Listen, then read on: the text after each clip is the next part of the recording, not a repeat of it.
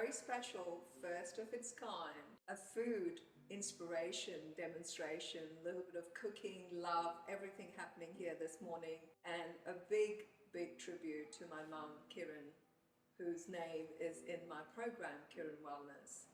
She was a beautiful, nurturing, caring, giving woman and cooked the most amazing food and fed it to everybody she loved. And it is to her I dedicate this food line, the Lifescript Food and the Kiran Wellness. I am who I am because of my mom. She's obviously given birth to me, but she's loved me through her nurturing, through her food, through her philosophy of health and well-being. And I hope I can take that legacy forwards into the future. I believe that food is core of our health and well-being. We cannot cure a disease with just a pill or just a procedure. We need to heal ourselves through our gut, through what we eat, what we put in our mouth.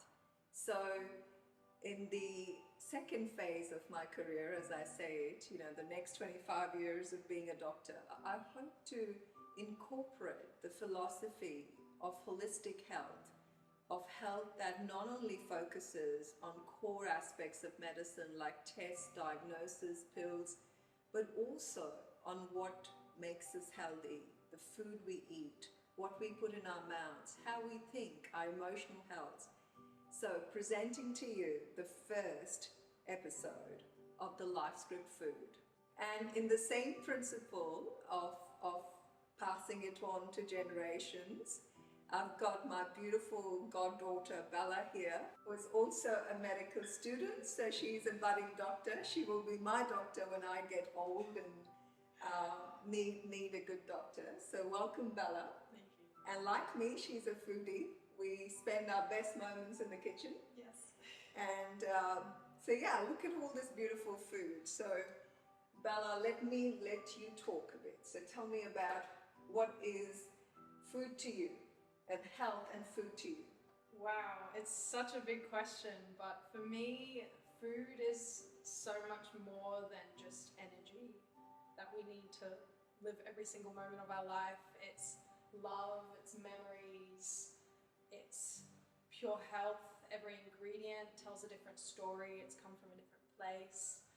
It's family. Yeah, there's so much more to food than we know. And in terms of health, it's one of our greatest tools to unlock our true health and get back to where we always wanted to be or where we always think we could be.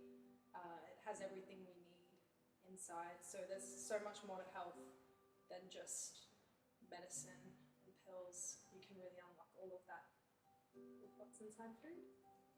So, just to give you a little context, Bella has been part of the Kiran Wellness journey and creating the modules, the project. She was part of the 72-hour fasting, and you got a lot out of that. Yes. Yeah. Oh, yeah. I think that is also prime ingredient of the program of Kiran Wellness.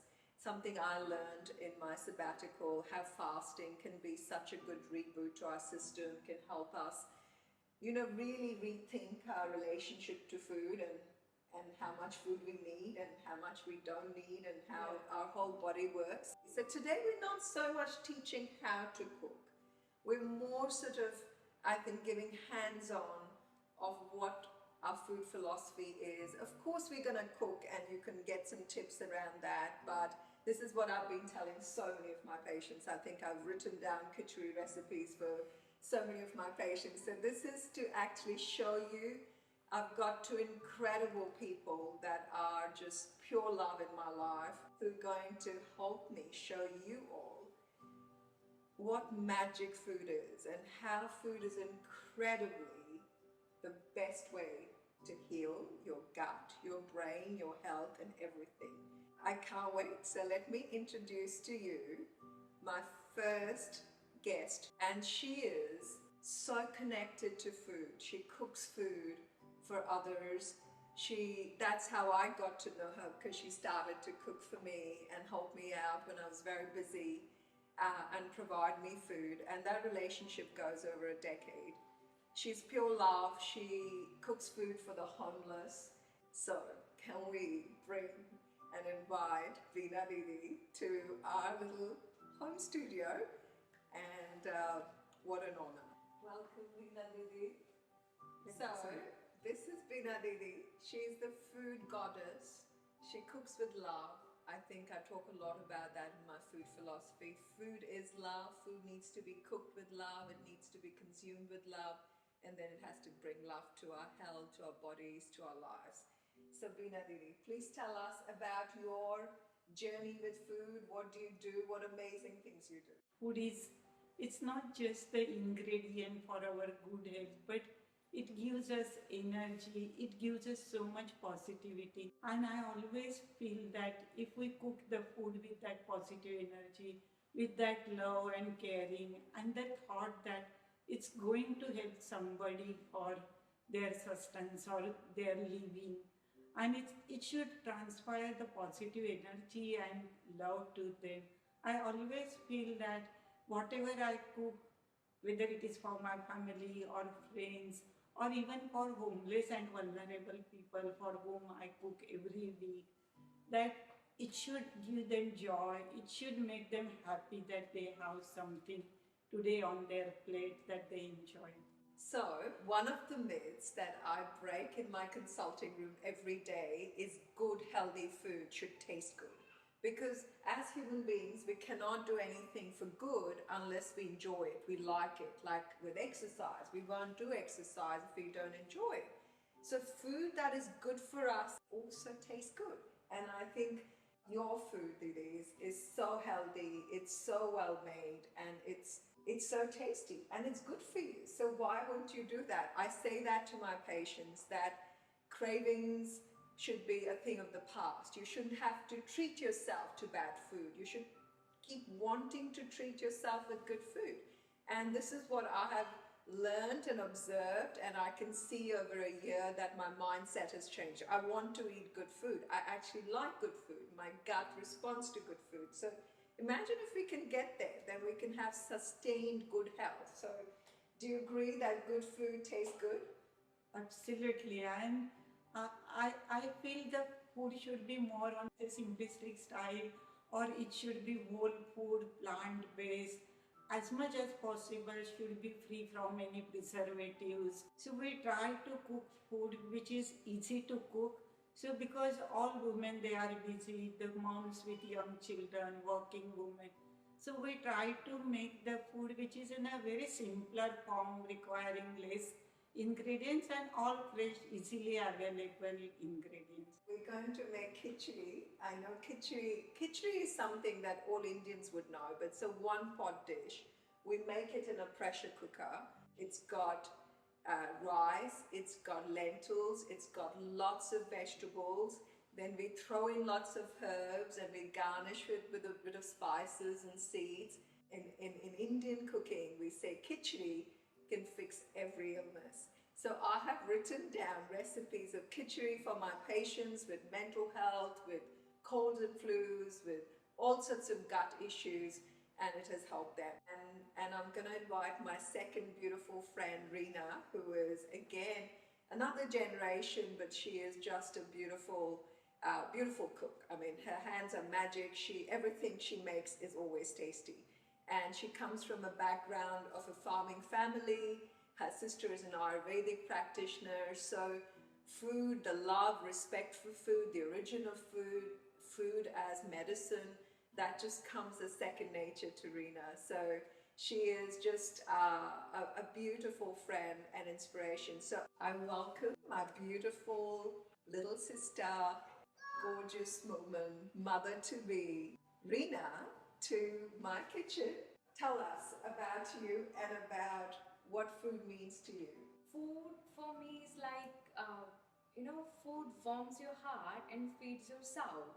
So it's the important part of everyone's life. It doesn't have to be fancy food. It just have to be simple, nice, freshly, healthy cooked food. Since my childhood, I started cooking when I was 5 years old. So it's so connected to me. I used to see my mom cooking freshly cooked and how it heals us, especially when you sick, or especially when you're not feeling well, or even in daily life. It's how you cook the food, how it's served, how it comes to you, who is cooking it for you, from where the food is coming.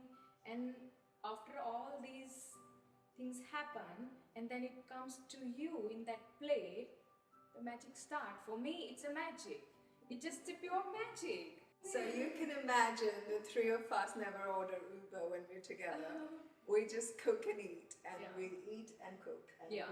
we just do it again and Yeah. again. Okay, And to me, for my healing, the last year has been the most fundamentally life-changing year, and literally, these two women have healed my soul and my body through their love and through their food. So, without further ado, let's get cooking. Oh, So, yes. we're going to make khichdi. We've got some rice and lentil soaking, so we're going to wash it and we're going to throw essentially everything in the pressure cooker. So, we've soaked the brown rice. Brown rice is much better than white rice, and the less processed the grains are, the better they are for you. So everything that we will cook or introduce or promote as part of the Lifescript food line will be whole foods. So the closer they are to the source, the better it is. So we've got some brown basmati rice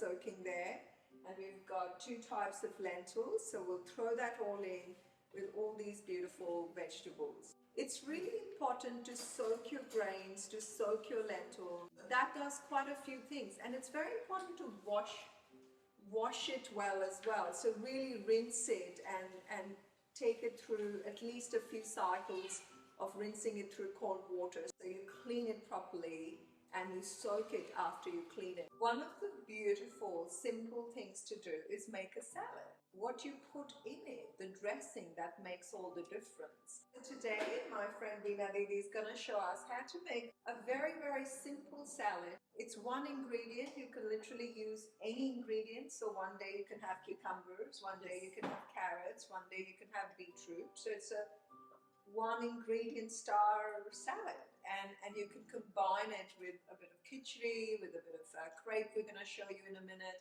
The taste is in the simplicity. So I'll pass it to you, Didi, what you're going to make. Yeah, I'm going to make 2 salad. One is of cucumber and the other is of carrot. This is I chopped it manually, and this is also manually grated. So no electricity, nothing like that. And I'll show you, it's very quick and easy to do. We'll start with cucumber salad. So this is all chopped one. In that I'm going to add the roasted peanut. It is grounded. It is not paste, but it's a coarse thing. So I'll add it. Then this is a freshly squeezed lemon juice. This, as far as we use the salad, I think we got one special salt which we Indians use for fasting. So if you can use that, you should use that with roasted cumin powder, or otherwise we get pink salt, which is Himalayan salt over here, which is also a better form of salt. So you can use either one. Very little, try to use as little as possible. And then there are the herbs. This is a chopped coriander which we'll add. And this is a chopped mint leaves. Just mix it together. So when you taste it, it's got the crunchiness of the peanuts, got the freshness of the herbs, a little bit of lemon juice. The important thing is to make your dressing is that you're not putting dressings that are bought from the supermarket. They've got a lot of preservatives. I often tell my patients, look at the ingredients, and if they're numbers, then that's not food. So the ingredient is this, is lemon, cucumbers, mint, coriander, all foods, all natural whole foods. So that's the difference. And yes, you can prep it. You can have them chopped up. I sometimes put them in the freezer as well. So, little tricks to kind of save time. Try it. Yeah. Oh, I like that part. I'll easily do that. can hear the crunch of the cucumber. Delicious. So there's nothing that is not good about that. And there's nothing that it doesn't do good to your body. One of the key things I explain to my patients now, and which is what has changed my own health, and I continue to follow that philosophy, is we need to think about what we're putting into our bodies rather than what we're taking out. So whenever I speak to my patients, a lot of them want to lose weight. They keep thinking what they're not going to eat. For example, they're going to take out this and take out that and not eat this and not eat that.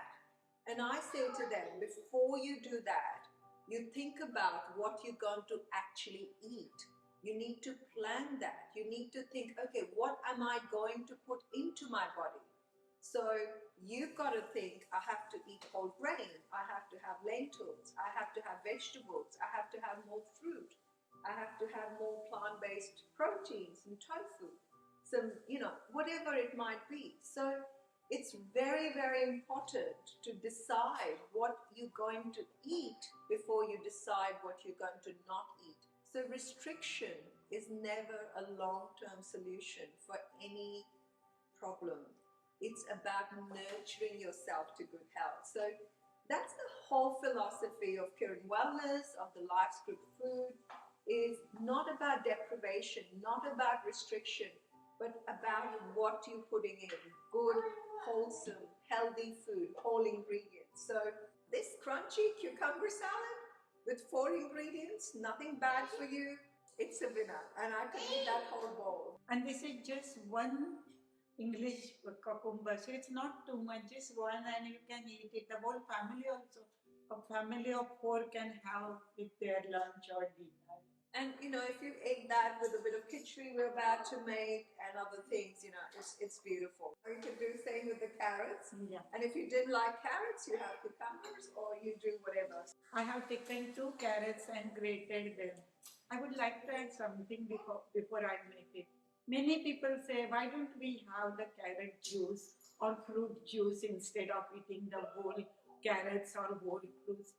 But when we take the juice, we waste the fiber part of it. So the major part which helps our guts and bodies, and which is so essential for the body, we actually waste it when we have a juice. So I personally feel it is better to have the salads where we don't waste anything of it, even the peel.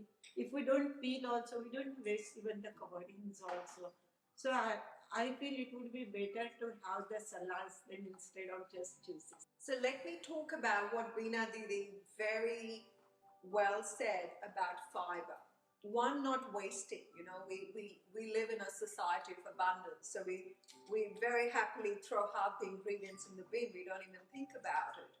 But from where I come from, or traditionally, people valued food. They never wasted food because food was precious. And in the same concept, every part of the vegetable was used, nothing was thrown. And coming back to the fiber, it's so much better to eat the whole food than to modify it, like juice it. You lose half the fiber. And I say this to a lot of my patients. Think about food not just to feed yourself, but to feed the gut ecosystem, the bacteria, the trillions of bacteria that live there. And I say to my patients, which they get very fascinated about, is that 90% of you and me is not even human. It's the gut bacteria. So really, 90% of us is what is living in there. So who do you want to invite in your gut? You want to invite the good bacteria. And what do the good bacteria want to eat? They live on fiber. So if you're not feeding fiber to your gut, you're not inviting the good friends, the good bacteria, then who take care of your system. They take care of your metabolism, they take care of your hormones, they take care of your brain, regenerating your cells. So they do everything for us that helps us lead a very healthy, sustained, good life. So The fiber is not so much for us, it's for the little guys in there that are our true friends.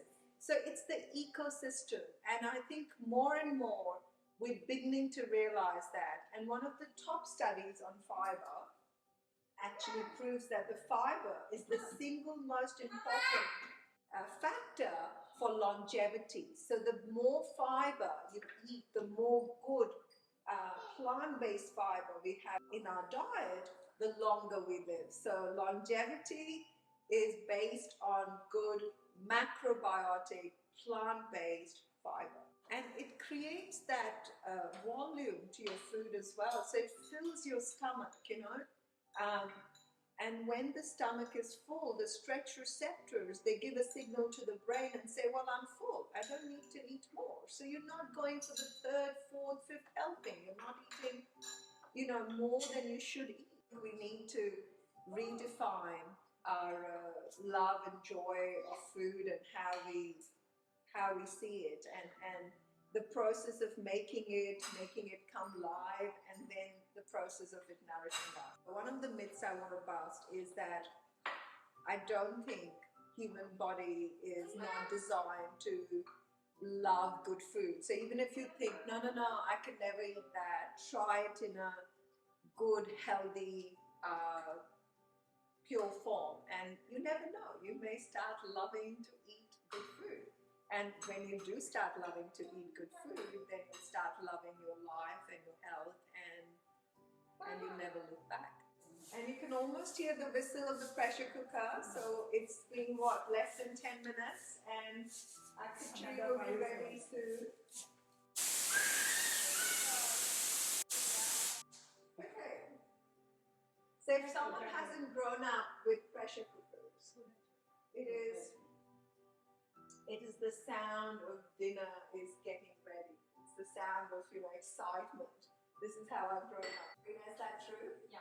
That's true. Every single day, 3 times or 2 times at least a day. You hear the whistle. Yeah, which means food is Ready. ready. And I think in India, in the crowded suburbs, you have pressure cooker whistles going simultaneously in about 20 houses. I don't know. It is a sound of just joy and warmth and food and people, and there is no dull day, there is no depression, there's no loneliness in a crowded, heavy suburb. So yeah, I mean, this is and you smell the flavors, don't you? You almost know what's coming. So every whistle is like with more and more flavors. So all the steam comes out through that, and I remember that in the childhood we used to feel that, but the neighbor is going to cook because you can smell that, what's going on around you. So there was no privacy. Even at this moment, if somebody comes inside, the first thing he would say, something yummy is getting cooked. Before he says the purpose of his coming, he or she would say, something is getting cooked. And I think we've forgotten that when we've forgotten home cooking, we've forgotten this whole process of, the excitement around food. And that's what I always say, we've delegated our food to Uber, and we need to get that control back. One of the things about pressure cooker, and this is a stainless steel pressure cooker, is that it's very, very healthy cooking. It's very quick cooking. And it's a one-pot dish. So all the ingredients get nicely assimilated, put together. It just tastes like one beautiful orchestra of flavors, and so it is very special. And what we normally, so I've turned off the gas, and the steam in it is going to cook all the ingredients. So we're not going to rush, we're going to let that cook. And our salads are ready, and what we're going to show you is this. And I might do that because Rina is looking after her little daughter. So have a look at this. So this is a tofu scramble. It looks like scrambled eggs, but it's flavored with a bit of cumin seeds, mustard, maypea. It's one of my favorite ingredients. It's fenugreek. It's dried leaves, but if you smell it, it's divine. It gives that little bit of spiciness, flavor, and it's very, very good for digestion. We used to put maypea in everything to help us digest. So there's such a science behind how we cook, how we combine ingredients. So this has got a little bit of meaty, frozen peas. Frozen peas are so good. And a little bit of scrambled tofu with a bit of spices like the turmeric. We all know about turmeric. It's become popular in the Western cuisines as well. But turmeric is a beautiful spice. It's like the lifeline of most foods. We associate turmeric with curries. It's also an anti-inflammatory. It's so good for your gut and digestion. So, we put that. I can show you my little spice rack. Look at that. That's just pure joy. So we've got turmeric, coriander. These are methi seeds, so the green leaves I showed you, these are the seeds of that. This is ground pepper, bit of paprika for the strong-hearted. One of the things that I've started to notice is as I've been eating more whole foods and clean, less spices, less, chili. These are ingredients in small amounts on occasional use. So one of the concepts is that most of the time, 80 to 90% of your food has to be very simple, very gentle, what we call sattvic food. It just helps you to calm and align your gut, and it's your day-to-day food. So, it's just like we don't dress up every day for a ball in a gown. Similarly, our food on a day-to-day basis has to be very simple, very 1-2 ingredients, very not too pungent, not too spicy, not too many sauces. And then once in a while, you can go for a feast where you throw in lots of marinations and spices and, the big feast. And that has to be once in a while, once a week, once every couple of weeks. And the same thing I think goes with animal protein as well. A lot of my patients ask me, so, is this vegan? Is this vegetarian? Is it plant-based? It's gluten-free, dairy-free? I don't believe in any of those labels. I believe that food has to be very whole, very unprocessed, very cleanly cooked with low salt, low sugar, low fat, but also has to be very simple in its conception, in its execution, and it has to be eaten in the right amounts. So a small bit of animal protein, if you love your little piece of chicken or fish, there's nothing wrong with it as long as you cook it, simply. And the amount you eat as well. So 80 to 90% of your food has to be whole foods, plant-based, high fiber. And maybe that 10% could be something that you are really, into, or you've grown up with, or you like. And, like the Sunday roast, people used to get a small piece of whatever animal protein they got. They didn't have a whole roast chicken for lunch, for example, and then a steak for dinner. So, we've just totally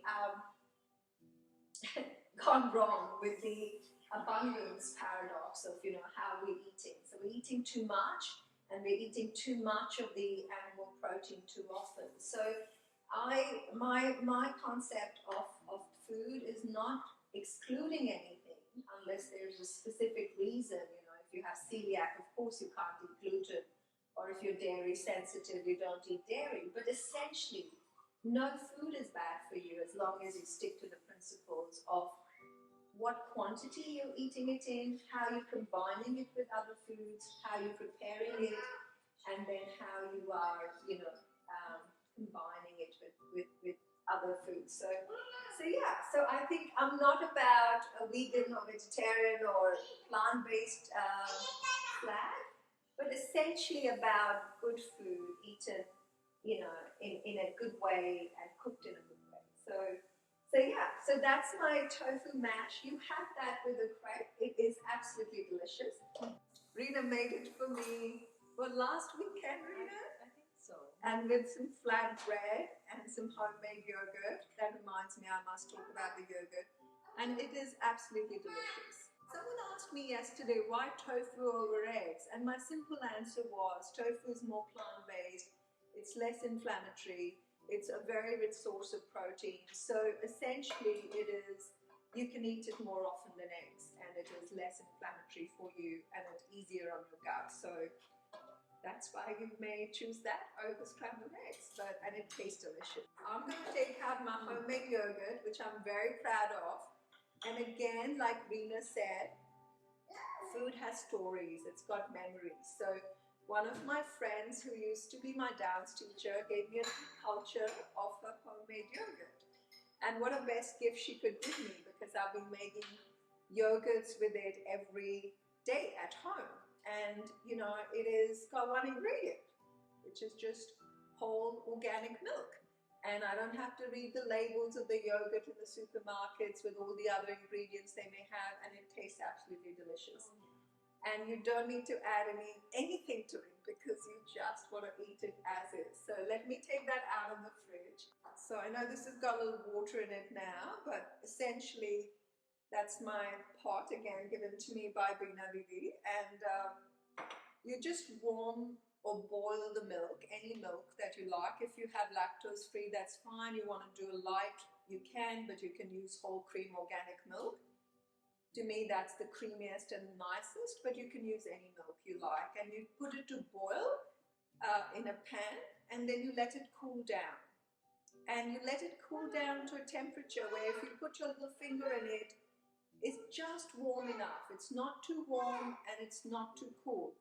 And then you put literally almost, if you took a culture for this much of a culture, and you just stir it in that warm milk.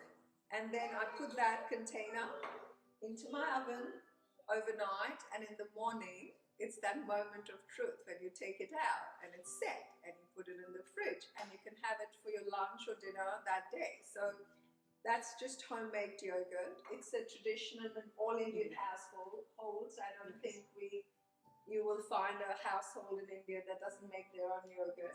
And if you run out of the culture, you run to the neighbors and get a culture from them.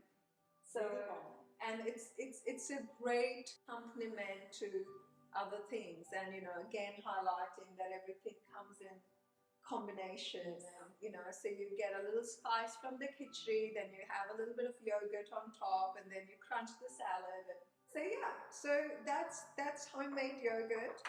There's the salads. The last and final thing we wanted to create, because you've got the khichdi and all of this, we need some bread. You know, breads are good. So we're going to use today buckwheat flour, and we're going to make a crepe from that. One of the concepts I want to share with you is of millets.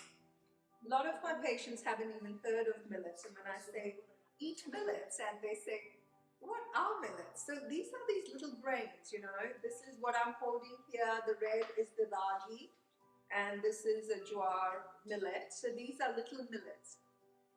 And millets are ancient grains. They are very, very good for our health. They're so versatile. They can be used as rice or a grain.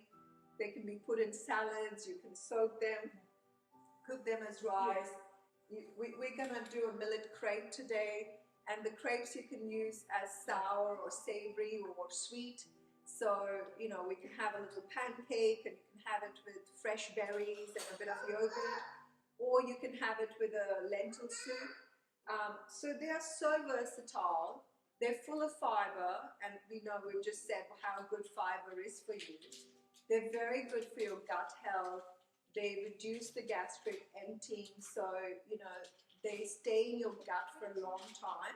So they make you feel full for long, and they improve your metabolic health. So if you have diabetes or high blood pressure or things, it will help improve those things for you. To lower your blood pressure, it improves your cholesterol, it improves your sugar control. So these little grains, they are so good for you, and so versatile. So I grew up with a lot of this, and then since having lived in Australia, I have to admit I haven't been incorporating these so much into my diet, but since my research and sabbatical last year and my own health journey, you know, these are very much back onto my menu and to my recipes, and I'm loving it. And I've inspired a lot of my patients to incorporate millets.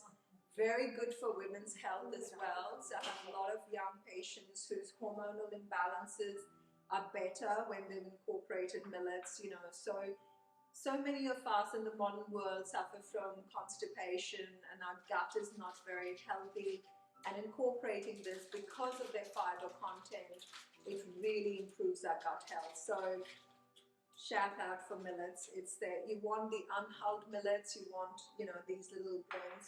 I soak these two actually overnight, and in the morning blitz it in my NutriBullet with some chia and some flax seeds and make a crepe or a little pancake. Takes me less than 10 minutes and it's the most delicious thing. And again, you don't have to read an ingredient list.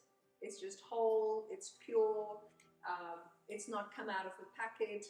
I tell my patients that I don't have much in my recycle bin anymore because it's all whole foods. So millets, and we're going to make a millet pancake. So that's ragi and buckwheat flour. So the millets we showed you, that's the flour. You can get the flour ready-made, so you don't have to do that. And you just make a little batter out of it, so it's quick and instant. Put some chia seeds in it, and so this is a very good breakfast, lunch, recipe. It's ready to go, and you make it fresh and hot on a pan. Doesn't take very long. Once you get an idea of it, have a look at how the consistency. This is such a beautiful grain. The red in it, like how gorgeous is that?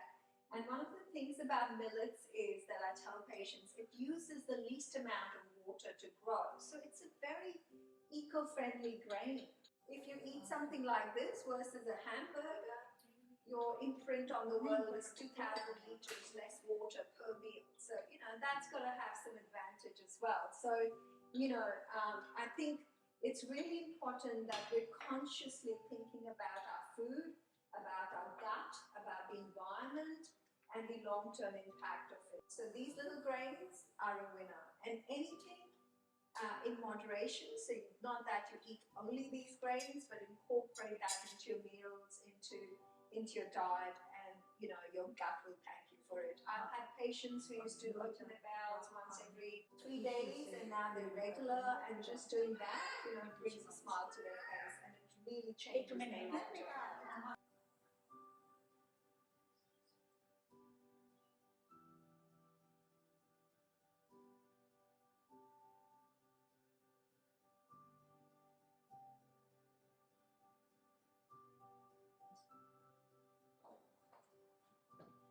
People are scared of pressure cookers, but they're not scary at all. Look at that.